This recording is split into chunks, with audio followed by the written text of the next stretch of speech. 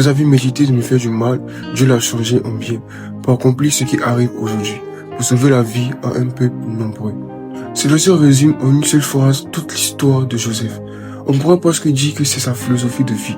Joseph a connu la trahison, l'injustice, l'oubli, vendu par ses frères, accusé à tort, emprisonné sans raison, puis finalement élevé à une position d'autorité en Égypte. Mais malgré tout ça, il ne garde pas d'amertume. Au lieu de se focaliser sur la douleur, Joseph choisit de garder le plan de Dieu derrière les événements. Et c'est exactement ça son secret. Il sait que même dans ce que les autres avaient prévu pour lui faire du mal, Dieu pouvait transformer la situation pour produire quelque chose de bon. Ce n'est pas juste de la résilience, c'est une compréhension profonde de la souveraineté divine.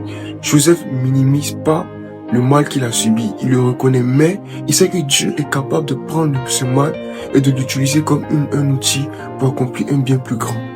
Ce verset nous parle directement aujourd'hui et nous dit que même les blessures, le rejet ou les trahisons peuvent devenir entre les mains de Dieu des éléments de notre destinée.